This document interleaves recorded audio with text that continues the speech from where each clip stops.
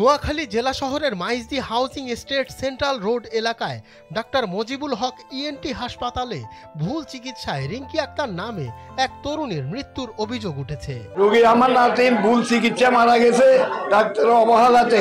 29 November সকালে নিহতের ভাই মোহাম্মদ আলাউদ্দিন সুধারাম মডেল থানায় লিখিত অভিযোগ দায়ের করেন। স্বজনদের অভিযোগ ডাক্তার কোনো ধরনের সাবধানতার কথাও তাদের বলেননি।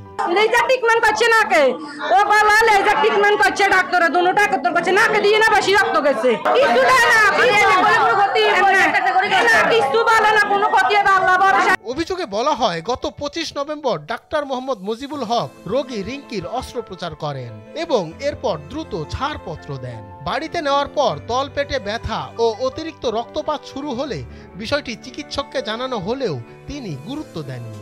ওর গলা ব্যথা করতো, ওই জন্য এই ডক্টর মজিবুল হকের কাছে সামনে নিয়ে আসে ওই জায়গায় ওনার চেম্বারে। তো উনি বলছে যে এটা অবশ্য ওনার টনসিল হয়েছে, ছোট একটা টনসিল, এটা সমস্যা না, আপনার টেনশন করো না, এটা আমরা মেশিনের মাধ্যমে এটা অপারেশন করে ঠিক করে ফেলবো। তো এই বলে উনি এখানে ভর্তি নিয়েছে।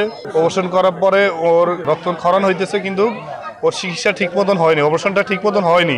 অবস্থার অবনতি হলে রোগীকে পুনরায় একই হাসপাতালে আনা হয়, তবে কিছুক্ষণের মধ্যে রিঙ্কির মৃত্যু হয়। স্থানীয়রা বলছেন এর আগেও ভুল চিকিৎসার ঘটনা এই একই হাসপাতালে ঘটেছে, তারা এর বিচার দাবি করছেন।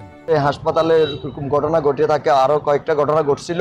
আজকে আসি দেখলাম তো এই রোগীটাকে মেরে ফেলছে ভুল ট্রিটমেন্টে ডাক্তার মজিবুল হক এবং তাদের সাথে লোকজনে। না, কোনো বিচার হয় না এটার, আমরা এটার বিচার দাবি করছি। নোয়াখালী থেকে মাওলা সুজনের পাঠানো তথ্যচিত্রে ডেস্ক রিপোর্ট, সময়ের আলো।